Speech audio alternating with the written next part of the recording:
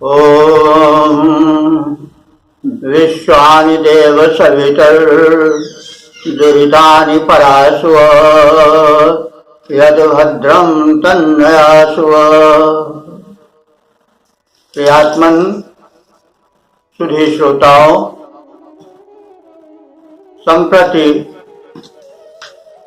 ऋग्वेद के प्रथम मंडल के 19वें सूक्त की प्रस्तुति होने जा रही है। इस सूक्त में गायत्री छंद का प्रयोग है। मंत्र दृष्टा ऋषि है मेधातिथि कांड और देवता अग्नि और मरुदगण है। इस 19वें सूक्त में 9 मंत्र हैं। इन 9 मंत्रों में मरुद गण के साथ अग्नि देव के आने की प्रार्थना है। तो इसका शीर्षक होगा, लगभग समान ही है, फिर भी हम मंत्रानुसार शीर्षक देने की चेष्टा करेंगे। तो प्रथम मंत्र का शीर्षक अग्निदेव मरुदगण के साथ स्तोमपानार्थ और यज्ञ भूमि के रक्षणार्थ आए। मंत्र पाठ कर लें। ओम प्रतित्यं चारु मध्वरम गोपीथाय प्रभूयसे मरुद्भिरग्नयागहि। ओम प्रतित्यं चारु मध्वरम गोपीथाय प्रभूयसे मरुद्भिरग्नयागहि। तो प्रतित्यं चारु मध्वरम शब्दार्थ जाने। प्रतित्यम, प्रतित्यम, त्यम माने विशेषण है, उस अध्वर का विशेषण है। उस अध्वर, अध्वर की व्याख्या की जा चुकी है। हिंसा युक्त जो न रहे, जो अहिंसक रहे, वह यज्ञ अथवा शुभ कर्म जो है वो कहा जाएगा अध्वर। तो इस अध्वर के लिए जो कि चारु है, चारु माने सुंदर, इसलिए सुंदर है कि यह हिंसा रहित है। तो चारु मध्वरम प्रति, उस सुंदर यज्ञ के प्रति, त्यम माने उस यज्ञ के रक्षणार्थ अथवा गोपीठाय, सोमपान के लिए। शंकराचार्य ने गोपीठाय का अर्थ किया है सोमपान। तो सोमपान के लिए युगल देवों को बुलाया गया है। लेकिन गो का अर्थ कई होता है शब्दकोश के और नृत्य के अनुसार। गो माने पृथ्वी भी होता है, गो माने वाणी भी होता है, गो माने गाय भी होती है, गाय का अर्थ भी होता है। तो गोपीठाय वाणी के रक्षण के लिए, गाय के रक्षण के लिए, पृथ्वी के रक्षण के लिए प्रयोजनार्थ चतुर्थी है। तो प्रभूयसे, प्रभूयसे माने आप विशेष रूप से बुलाए जा रहे हो। हु से प्रावसर लगा, प्रभूयसे विशेष रूप से बुलाए जा रहे हो। हे अग्निदेव, आप इस सुंदर अहिंसक यज्ञ के लिए, वहां आकर के सोमपान करने के लिए, अथवा उस यज्ञ भूमि के संरक्षण के लिए, अथवा जो याजक हैं और जो ऋत्विज हैं, यजमान हैं, उनके वाणी के संरक्षण के लिए आप आओ। लेकिन किसके साथ आओ? मरुद भी, मरुतों के साथ। तो मरुद भीरग्न है, तो हम इसका विच्छेद करेंगे तो हो जाएगा कि मरुद भी अग्नि रग्न हो गया, वो संशेरा हो गया है, मरुद भी विसर्गारा हो गया है, तो मरुद भी ही अग्नि है, तो वो अग्नि ही होगा संबोधन, क्योंकि बाद में आके आ जाने से जो मात्रा है वो हट गई। लेकिन जब संधि विग्रह करेंगे तो इसका रूप यूं होगा कि मरुद भी अग्नि आगहि, आगहि माने आगच्छ, आओ। तो हे अग्नि देवता, आप मरुद गणों के साथ आओ। तो किस प्रयोजन के लिए आओ? चारु मध्वरम रक्षणाय, सुंदर संपन्न होने वाले यज्ञ की रक्षा के लिए आओ, अथवा सोमपान के लिए आओ, अथवा दोनों के लिए आओ। तो अब यह जान लेना चाहिए कि मरुद गण और अग्नि क्यों महत्वपूर्ण है और इनको साथ साथ क्यों यहां बुलाया जा रहा है। अग्नि जो है वो आदि देवता है और मरुद जो है वो शक्तिशाली देवता है, और उनका एक वृंद है, उनका एक गण है। 49 भय मरुत 49 संख्यक कहे जाते हैं। इसमें अगर हम वैज्ञानिक दृष्टिकोण से देखें तो आज का विज्ञान कहता है कि जो आपका यह वायुमंडल है इसमें कॉम्प्लेक्सेस हैं, मतलब मिलावट है पवन में। पवन जो है वो ऑक्सीजन के रूप में, हाइड्रोजन के रूप में, मोनोगैस के रूप में एवं अन्य गैसों के रूप में हो सकता है कि जितना ऋषियों को ज्ञात रहा हो उतना आज के वैज्ञानिकों को बना भी प्राप्त हो सका हो। क्योंकि मरुत तो 49 हैं गैसें, या जो इनको मरुत कहा गया है उसको हम मोटे रूप से गैस कह सकते हैं। यह तो अब उसमें सम्मिश्रण रहता है तमाम गैसेस का, तमाम वायु के गुणों का। तो 49 गैसेस या 49 प्रकार के मरुत का या वायु का अभी तक ज्ञान संपूर्ण हो पाया है, यह तो मैं निश्चित रूप से नहीं कह सकता हूं। लेकिन मरुत भी कहने से मतलब हुआ कि वे बहुसंख्यक हैं, ऐसा विज्ञान भी बताता है। तो मरुत का अर्थ क्या होता है? म्रियते या म्रियन्ते प्राणिनः यस्माद् भावात्, जिसके अभाव होने से प्राणी मर जाते हैं, वो मरुत। तो मरुत पवन देव, जिसको हम बड़े निकट अर्थ में ले सकते हैं, ये न रहे तो जीवन नहीं रहेगा, और अग्नि भी न रहे तो भी जीवन नहीं रहेगा। और दोनों का कॉम्बिनेशन है, दोनों का मेल है, वो इसमें दिखाया गया है।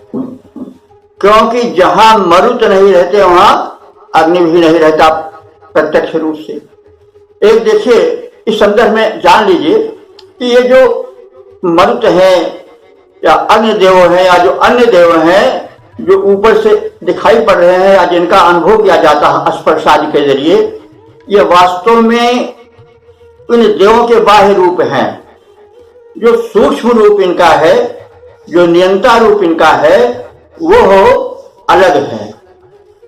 और वे उस दृश्यमान या अनुभूयमान जो देव तत्व हैं उनके अधिष्ठाता है। तो इस प्रकार से उस अदृश्य शक्ति के प्रति संकेत किया जाता है। जहां हम अग्निदेव कहते हैं, मरुदेव कहते हैं, पवन देव कहते हैं, या अन्य कितने ही देव हैं, तो इनके पीछे जो एक अधिष्ठाता शक्ति है, नियंत्रण शक्ति है, वो देव विशेष है। यह रूप तो उनका बाहरी रूप है, वो समर्थ है, वह जो है वह ज्ञान रहित नहीं है। जैसे हम जब चाहते हैं अग्नि को बुझा देते हैं, तो वो उसका बाह्य स्वरूप है, लेकिन जो उसका आंतरिक स्वरूप है, जो उसका अधिष्ठाता देव है, वो किसी के वश में नहीं है। वो तो स्वयं वश में किए रहता है। तो इसलिए वेदांत समझने के लिए जहां देव का नाम लिया जाए अग्नि आदि का, वहां उसके नियंत्रक या उसके अधिष्ठाता देव से समझना चाहिए, जो सूक्ष्म शक्ति के रूप में विद्यमान है, दृश्यमान नहीं है। दृश्यमान तो उसका कृत्य है, लपटे हैं, स्पर्श है, उष्णता है, शीतलता है, जो वायु में रहती है, तो वो तो दृश्यमान रूप है। लेकिन जो उसका अदृश्य सूक्ष्म रूप है वो देव है। वो जो है वो वर्तमान है, वो किसी के द्वारा मिटाया नहीं जा सकता, किसी के द्वारा वशीभूत नहीं किया सकता, वो सर्वोपरि। तो ये बातें अर्थ समझने के लिए कहनी आवश्यक हैं, इसलिए मैंने कह दिया। तो बातें चल रही थी कि मरुत और अग्नि को क्यों कह दिया गया साथ साथ, क्योंकि जहां मरुत रहते हैं, पवन रहते हैं, वहीं पर अग्नि भी रहता है। जब तक शरीर में प्राण रूप में पवन है, तभी तक अग्नि रूप में अग्नि देवता भी है। जब वायु देवता निकल जाते हैं, तब अग्नि देवता भी शांत हो जाते हैं, शरीर ठंडा पड़ जाता है। वैसे आप लोग भी जानते होंगे, हम भी तो बचपन में देख चुके हैं। पहले तो चिराग रहता था, लालटेन रहती थी, और गैसेदार भी रहते थे, उसमें छिद्र बने रहते थे वायु जाने के लिए। अगर वो छिद्र मूंद दिए जाएं, छिद्र ना रहे, तो फिर जो है वो अग्नि की लपट नहीं रह पाएगी, ज्योति नहीं रह पाएगी, ठंडी पड़ जाएगी। तो इस तरह से मरुत सखा भी कहा गया है अग्नि को। तो ये दोनों मित्र हैं, जब एक रहता है तभी दूसरे रहते हैं, इनका अटूट साथ। तो मेरा जो कथ्य है वो स्पष्ट हो गया होगा कि मरुतों का और अग्नि का चोरी दामन का साथ है। इसीलिए जो ऋषि मेधातीत कारण हैं, वो दोनों को साथ साथ बुलाते हैं। तो अब इसका हम एक बार सीधा साधार और देख लें कि हे अग्नि देवता, आप मरुतों के साथ आओ। कहाँ आओ? यज्ञ में आओ। किस प्रयोजन के लिए आओ? सोमपान के लिए और यज्ञ भूमि के संरक्षण के लिए आओ, अथवा जो ऋत्विज हैं, यजमान हैं, इन सबके वाणी के रक्षण के लिए, अथवा गोधन आदि के रक्षण के लिए आओ। क्योंकि बिना संरक्षण के कोई शुभ कार्य हो नहीं पाता है। आप देखते हैं जब यज्ञ कार्य होता था तो तमाम राक्षस आ जाते थे। यज्ञ भंग करने के लिए एक विशेष शक्ति की जरूरत होती थी, चाहे तपाहज शक्ति उन राक्षसों को जला दें, अथवा कोई अवतारी पुरुष आता था और यज्ञ की रक्षा करता था। यज्ञ के अर्थ को हम विशाल रूप से हमेशा लें। तो यज्ञ के शुभ कर्म के संरक्षण के लिए, क्योंकि इसमें विघ्न भी बहुत पड़ते हैं, तो उन विघ्न के विनाश के लिए प्रचंड शक्तियों की आवश्यकता होती है। तो जो ऋषि है वह उपासकों की तरफ से कह रहा है कि हे अग्नि देवता, आप अपने परम सहायक सवल मरुद गणों के साथ आओ, पूरे गण के साथ आओ। और किस प्रयोजन के लिए आओ? हमारे यज्ञ भूमि के और हमारे ऋतुजों के यजमानों के संरक्षण के लिए आओ और सोमपान भी करो। तो इस प्रकार से अग्नि और उनके साथ मरुद गणों का आवाहन इस मंत्र में किया गया है। सोमपान और भूमि आदि संरक्षण के लिए।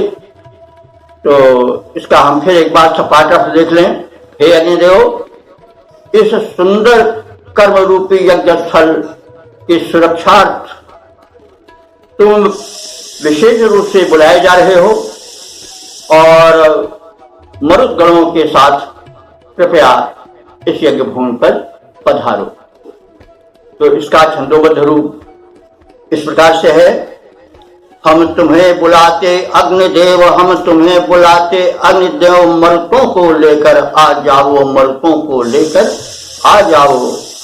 शुभ कर्म यज्ञ हम करते हैं, शुभ कर्म यज्ञ हम करते हैं। संकल्प सुखद मन में लाए, सकुशल संपन्न हो सके यह छाया न विघ्न की छू जाए, छाया न विघ्न की छू पाए। वर वीर मरुदगण बलशाली, वर वीर मरुदगण बलशाली हैं, प्राण रूप चैतन्य बड़े। इनके आगे दुष्टों के विघ्नों के न वृंद हो सके खड़े। यज्ञस्थल की रक्षा करने मरुतों के संग त्वरित आओ, यज्ञस्थल की रक्षा करने मरुतों के संग त्वरित आओ। हम तुम्हें बुलाते अग्निदेव, मरुतों को लेकर आ जाओ, मरुतों को लेकर आ जाओ।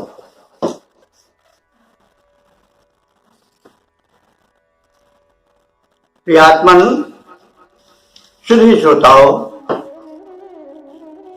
संप्रति हम ऋग्वेद के प्रथम मंडल के 19वें सूक्त के दूसरे मंत्र की व्याख्या का प्रस्तुतिकरण करने जा रहे हैं।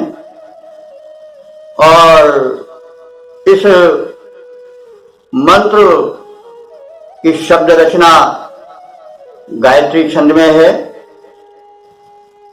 इसके ऋषि हैं मेधातिथि काण्व और देवता हैं मरुद और अग्नि, साथ साथ आवाहन है। तो इसका शीर्षक होगा अग्निदेव का व्यापक सृष्टि यज्ञ। मंत्र इस प्रकार से है। नहि देवो न ओम नहि देवो न मर्त्यो महस्तव क्रतुम परः मरुद्भिरग्नयागहि। नहि देव, नहीं माने नहीं, देव माने देव, मर्त्यो मनुष्य, महा महान, तव क्रतुम परः, क्रतु कहते हैं यज्ञ को। क्रतुम परः माने यज्ञ से बढ़कर, तव क्रतुम परः जो तुम्हारे माध्यम से यज्ञ हो रहा है उससे बढ़ करके न तो मर्त्य हैं न देव हैं। इसलिए आप मरुद भी अग्नि आगहि, हे अग्नि तुम मरुद भी मरुतों के साथ साथ आगहि आगच्छ आ जाओ। तो यहां पर जरा शब्दों को थोड़ी व्यापकता से देखने की आवश्यकता है। हे अग्निदेव, आप क्रतु परायण है, यज्ञ परायण है। तो अग्नि देवता के माध्यम से यज्ञ होता ही है, लेकिन अग्निदेव स्वयं यज्ञ कर रहे हैं। यहां पर परमात्मत्व का बोध अग्नि में हो रहा है,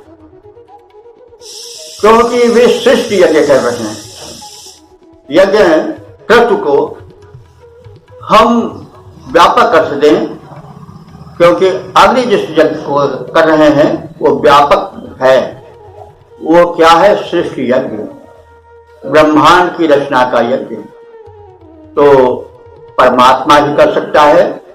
परमात्मा का जो श्रेष्ठ रूप है, अग्रणी रूप है, अग्नि का अर्थ अग्रणी भी होता है। तो जो अग्रणी रूप है वो अग्नि है, वो भी परमात्मा रूप है।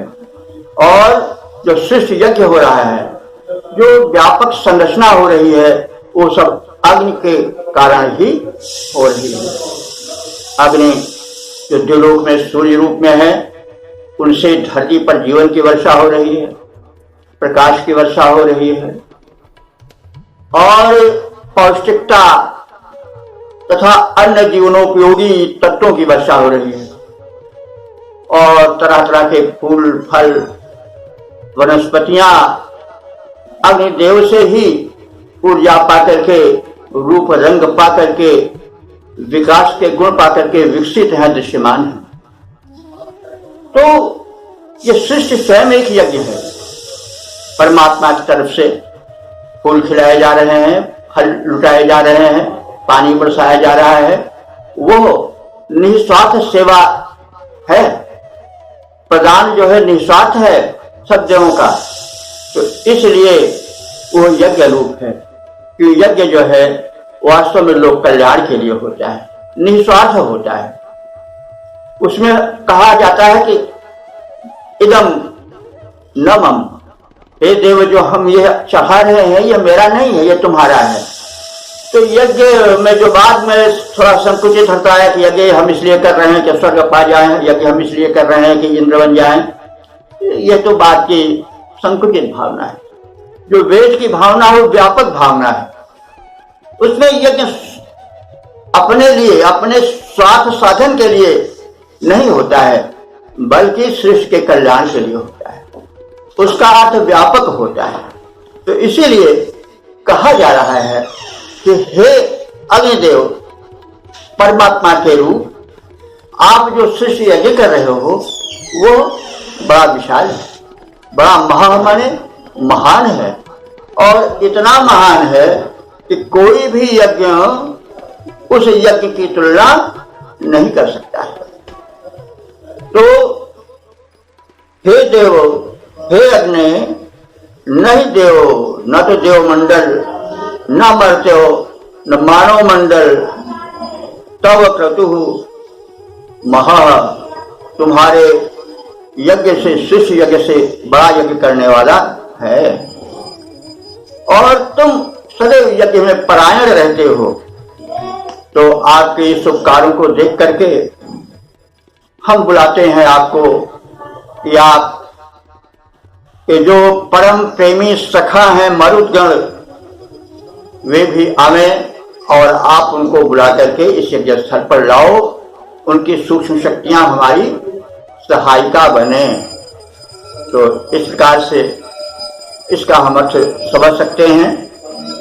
और सपाट रूप में हम अर्थ देख लें। हे परमात्मन, हे अग्निरूप परमेश्वर, न तो देव न तो मनुष्य, जो तुम शिष्य संचालन कर्म रूप यज्ञ कर रहे हो, उससे बढ़कर कोई यज्ञ करने में सक्षम है। तुम मर्तों के साथ हमारे इस कर्म यज्ञ स्थल पर आ जाओ, आपसे यही प्रार्थना है। तो इस प्रकार से हम एक संक्षिप्त व्याख्या देने के उपरांत अब इसका छंदोबद्ध प्रारूप भी देखेंगे। हे अग्निरूप परमेश्वर, हे अग्निरूप परमेश्वर, इस शुभ कर्म यज्ञ में आ जाओ। जिसको तुम करते हो भगवान, जिसको तुम करते हो भगवान, वो सृष्टि कर्म सर्वोत्कृष्ट कोई नहीं से कर सकता है। वह नर हो या सुर हो विशिष्ट, जो कर्म यज्ञ मैंने ठाना, जो कर्म यज्ञ मैंने ठाना, सकुशल संपादित हो जाए। कुछ ऐसा करो, कुछ ऐसा करो, न विघ्नों की छाया तक उसको छू पाए, विघ्नों की छाया तक उसको छू पाए। अति शूरवीर साहसी परम, अति शूरवीर साहसी परम, मर्तों को साथ साथ लाओ। अति शूरवीर साहसी परम, मर्तों को साथ साथ लाओ। हे अग्नि रूप परमेश्वर, इस शुभ कर्म यज्ञ में आ जाओ, शुभ कर्म यज्ञ में आ जाओ। प्रियात्मन सुधी श्रोताओं, अब हम ऋग्वेद के प्रथम मंडल के 19वें सूक्त के तीसरे मंत्र की व्याख्या प्रस्तुत करने जा रहे हैं। मंत्र दृष्टा ऋषि मेधातिष्काणु है, छंद गायत्री है और देवता मरुद और अग्निदेव है। तो इसका हम शीर्षक देखेंगे, वृष्टिकर्ता मरुदगण। तो वृष्टिकर्ता मरुदगण, इस अर्थ की प्रधानता है और अग्नि उनके साथ हैं, उनके साथी हैं। लेकिन जब कोई मंडल होता है तो उसमें कभी एक साथी अपना पराक्रम अधिक दिखाता है, उससे अधिक याचना की जाती, कभी दूसरे से। तो जो हम पीछे दो मंत्र देखा है, इसमें अग्नि की अधिक प्रार्थना, अग्नि की अधिक महिमा थी। मर्दों की महिमा कुछ दबी नहीं थी, लेकिन उनको पहले याद किया गया। और इसमें जरा मर्दों की महिमा का कुछ अधिक उद्घाटन है, वह आवश्यक है प्रसंगानुकूल। तो मंत्र हम इस प्रकार से देखें, ये महो रजसो विदुरविश्वे देवासो अद्रुह मरुद्भिरग्नयागहि। ओम ये महो रजसो विदुर्विश्वे देवासो अद्रुह मरुद्भिरग्नयागहि। शब्दार्थ देखें, ये माने जो विशेषण है रूप में सर्वनाम है, लेकिन विशेषण रूप प्रयुक्त हो रहा है। ये माने जो कौन? मरुदगण, क्योंकि बहुवचन है ना। तो ये जो मरुदगण इस प्रकार से विशेष शक्तियों से युक्त हैं। वो महोरजसः, महः रजसः, महान रजस। रजस का सामान्य अर्थ किया है जल, और इसका अर्थ जो है वो आकाश भी होता है। तो जो महान रजसः, महान रजस के विदुर, विदुः माने जानकार, ज्ञाता है, ऐसे विश्व देवासा। देवासा जो है, देवा अगर लौकिक संस्कृत होता देवा होता, लेकिन वैदिक संस्कृत में बहुवचन में देवासा हो जाता है कर्ता कारक में। तो ये विश्व देवासा जो संपूर्ण देवों वाले हैं, अथवा वे स्वयं बहुसंख्यक हैं, इसलिए विश्व देवा जो संपूर्ण अपने मंडल के साथ हैं, और जो मंडल अद्रोह, किसी का द्रोह करने वाला नहीं है, ऐसा जो मरुद मंडल है, जो महोरजसो, जो महान वृक्ष का विधान करने वाला है, ऐसे मरुतों के साथ हे अग्निदेव आगहि, आप आओ। तो रजसो का मतलब आकाश भी होता है, आया जनते यस्मिन, जिसमें सुशोभित हो क्या विविध शक्तियां, अनेक प्रकार की शक्तियां आकाश मंडल में। जल भी वाष्प रूप में विद्यमान रहता है, तमाम खनिज और लवण और उपयोगी तत्व वायु आदि सब आकाश में ही रहते हैं, और वे सब वर्षा की बूंदों के साथ धरती पर आते हैं। ये जो तत्व जितने हैं वे सब धरती के अपने नहीं हैं, ये सब अंतरिक्ष से आते हैं। अंतरिक्ष में व्याप्त रहते हैं, सूर्य आदि विभिन्न देवताओं के द्वारा प्रदत्त होकर के, और पवन में वो प्रवाहित होते रहते हैं। उनके साथ साथ जब वृष्टि होती है तो उस वृक्ष के जल के साथ जो भिन्न भिन्न पोषक तत्व हैं, जो गुण हैं, वे धरती में आकर समा जाते हैं और वही फिर धरती पौधों को, प्राणियों को देती है। यह वैज्ञानिक नियम है। और देखें, जो वृक्ष कर्म होता है वो वास्तव में इस पिंड के लिए, धरती के लिए बड़ा आवश्यक है। वृक्ष न हो तो जीवन भी नहीं रहेगा। और वृक्ष करते कराते कौन है? यही दोनों देव। कौन?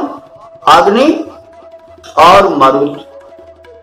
अग्नि जो है वो भूमंडल पर जो व्याप्त अग्नि है, यह तो है ही है, लेकिन जो बृहद अग्नि है वो सूर्य है जो द्विलोक में है। तो सूर्य अग्नि जो है वो क्या करती है कि धरती के जल को वाष्पित करती है, खौला देती है, और वाष्पित जल को, उस वाष्प को इधर उधर ले कौन जाता है? बादल कौन बनाता है? उसको बनाते हैं कौन? मरुत।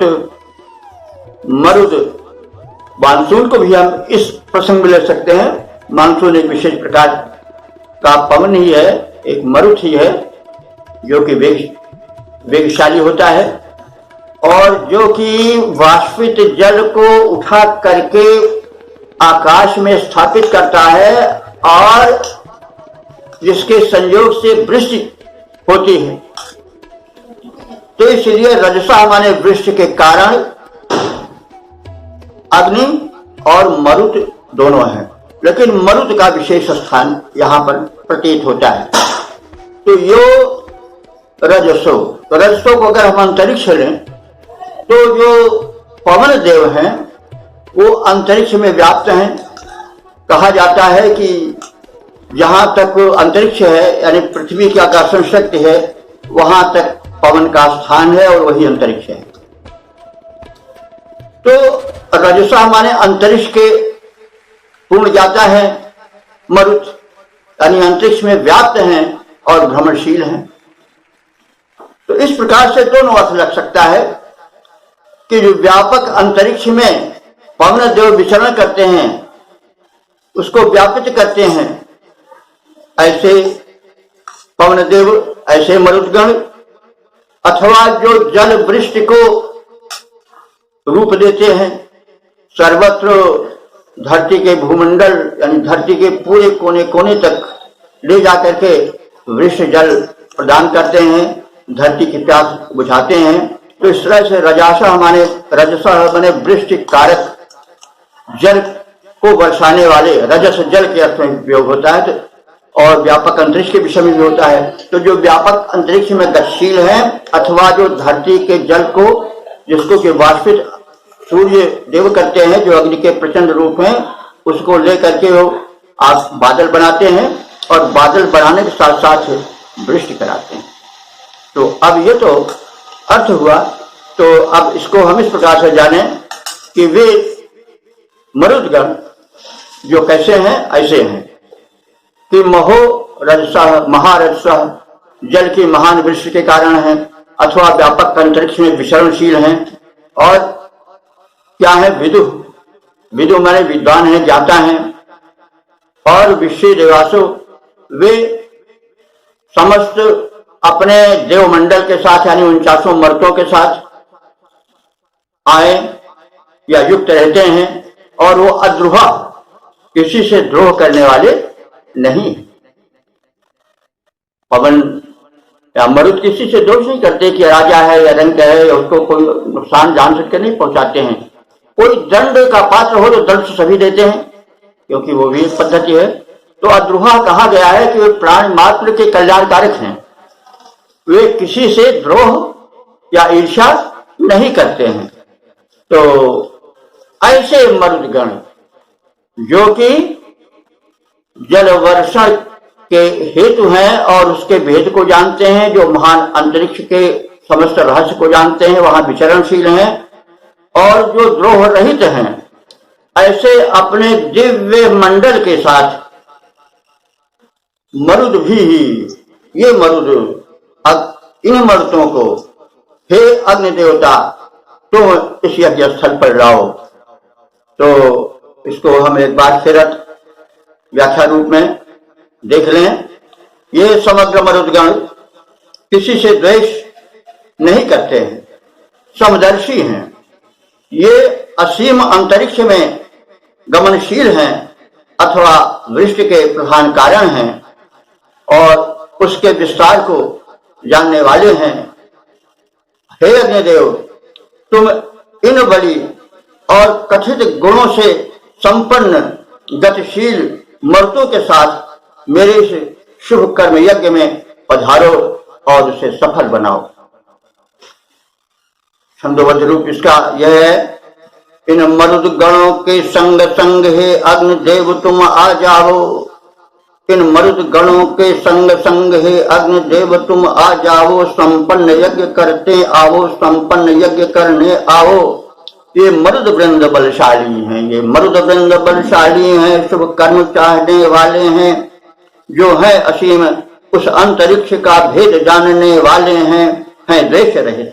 इन सब का मन है द्वेष रहित, इन सब का मन सबके प्रति है सद्भाव भरे, सबके हित के कांक्षी हैं, ये सबके प्रति हैं लगाव वाले, द्रुत गमनशील सर्वज्ञ सुहृद, उनको तुम साथ साथ लाओ। इन मरुद गणों के संग संग हे अग्निदेव तुम आ जाओ। संपन्न यज्ञ करने आओ, संपन्न यज्ञ करने आओ।